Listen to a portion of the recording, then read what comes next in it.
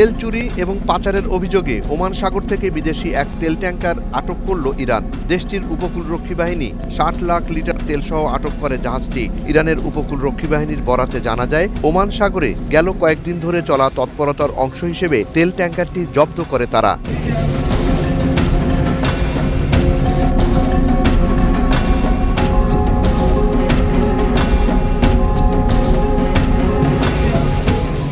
জাহাজটির বিরুদ্ধে অভিযোগ, এটি শুধু জ্বালানি তেলই পাচার করেনি, বরং ইরানি কর্তৃপক্ষের নির্দেশ অমান্য করে পালানোর চেষ্টা করেছিল। পালানোর সময় জাহাজের বেশিরভাগ কাগজপত্র ছিল না, বন্ধ রাখা হয়েছিল জাহাজের রেডার এবং আটকের সময় ইচ্ছাকৃতভাবে জাহাজের গুরুত্বপূর্ণ যন্ত্রপাতি নষ্ট করার প্রমাণও পাওয়া যায়।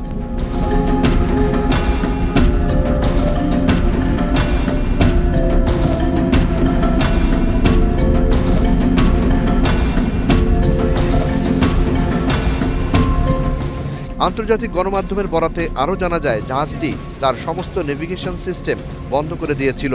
জাহাজে ক্রু সদস্য ছিলেন ১৮ জন, যারা ভারত, শ্রীলঙ্কা এবং বাংলাদেশের নাগরিক।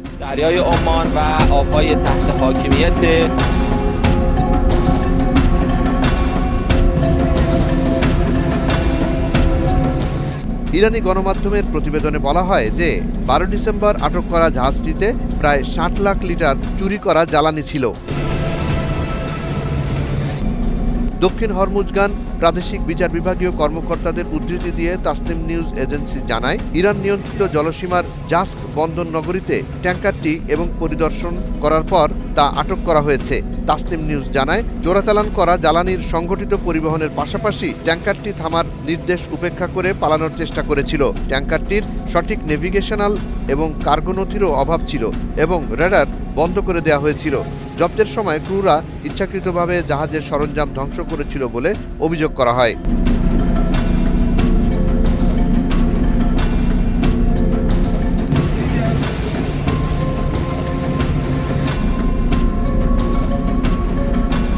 সংবাদ সংস্থা ফার্স জানায়, ক্রুদের জিজ্ঞাসাবাদ করা হচ্ছে। এতে জানানো হয়, ক্রু সদস্যরা ভারত, শ্রীলঙ্কা এবং বাংলাদেশ সহ দক্ষিণ এশীয় দেশগুলোর বাসিন্দা। তবে এত কিছুর পরও জাহাজটি কোন দেশের তা জানা সম্ভব হয়নি। জুনায়েদ আলী সাকি, বৈশাখী সংবাদ।